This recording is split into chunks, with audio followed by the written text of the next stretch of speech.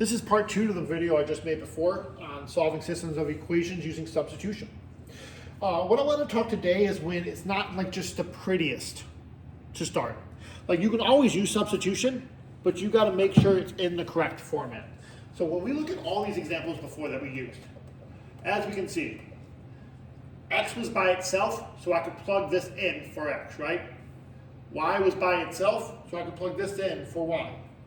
X is by itself, so I can plug this in for x. Same thing here. Y is by itself, I can plug this in for y. What happens when they give us a question where you don't have a variable by itself? Can we solve it? The answer is yes, obviously. Why else would I be talking about it? Right?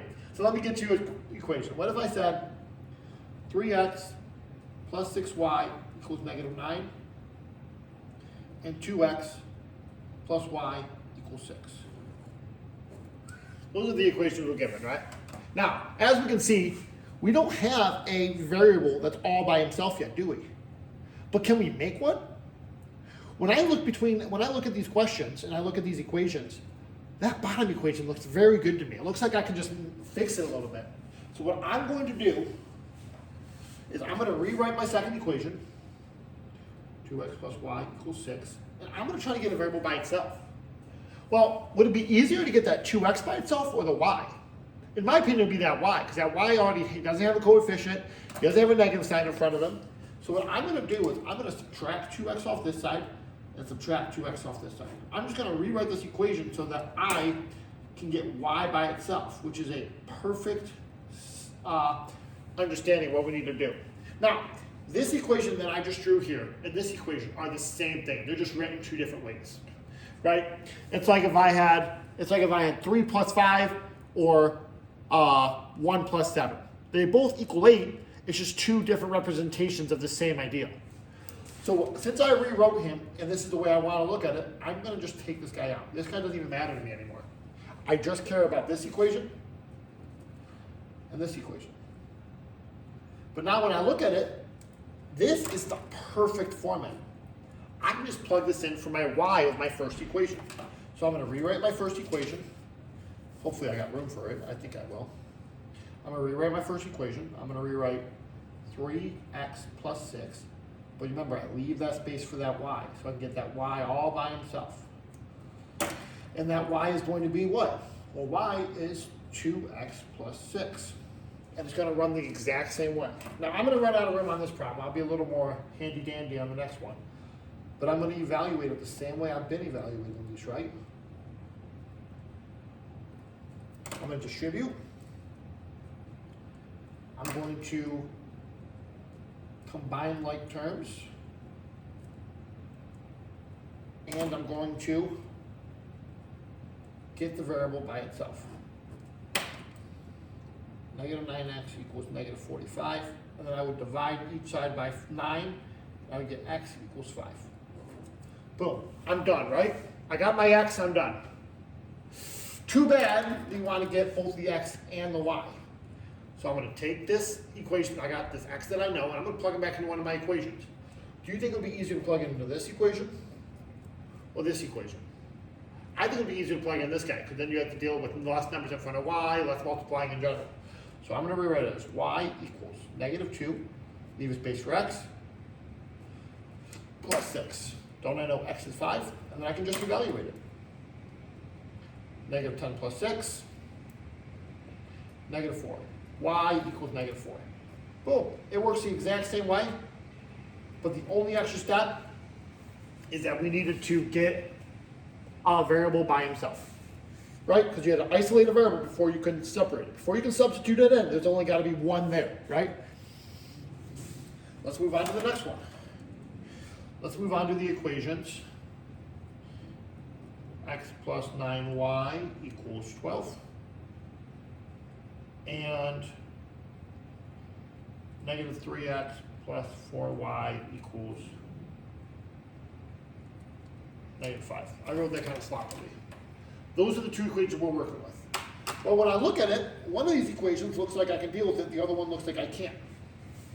Would you guys rather try to move a 3 and then a 4, or a 4 and then a 3, or would you rather just move one number?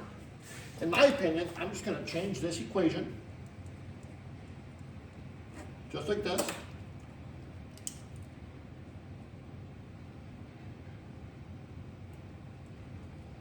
And now I have these two equations to look at. Well, which equation will I plug into the other? Well, that left equation where x equals negative 9y plus 12, that looks like I can just plug that right into my other equation. So I'm going to rewrite my other equation, negative 3, but I'm going to leave a spot for x, because I know x has a new name now, right?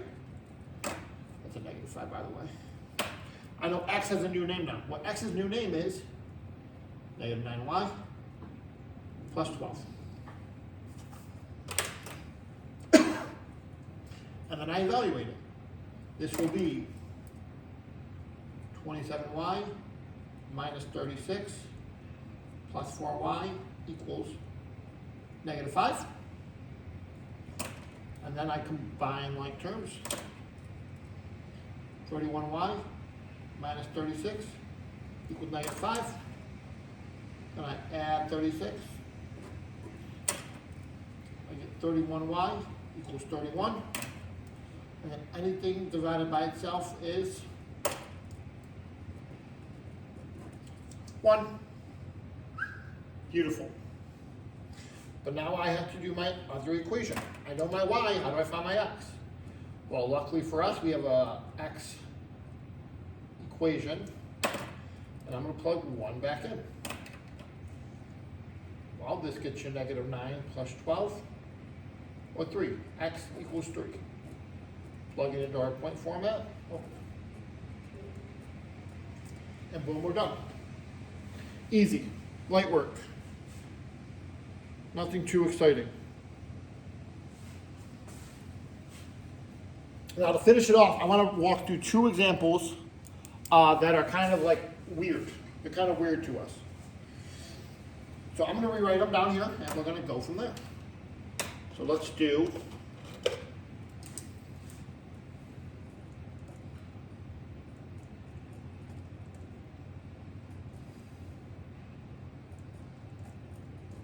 had to rewrite them, I'm sorry.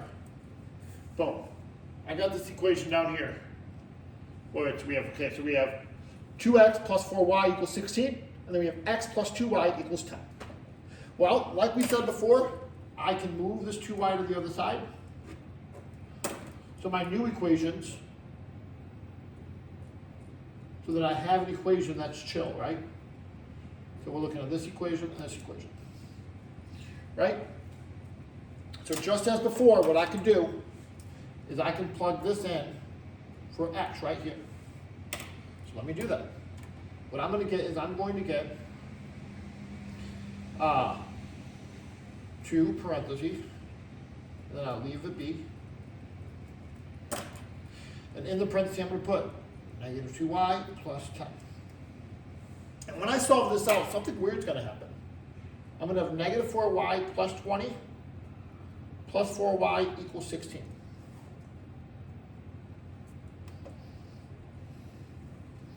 Well, when I combine like terms, I have a minus 4y and a plus 4y. Both of those guys kind of just cancel out, and we're going to end up with 20 equals 16. This is not an error. We ended with 20 equals 16. Do you guys remember when we were making lines, when we were making a graph, right? And we had lines that went like this?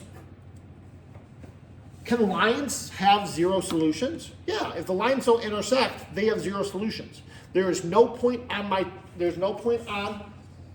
this top line that crosses this bottom line, right? Because there's no solution, we just say no solution. At the end of the day, when we solve this problem, does 20 equal 16? No, it doesn't. So we have no solutions. So if you end the day and your y's cancel out and you get a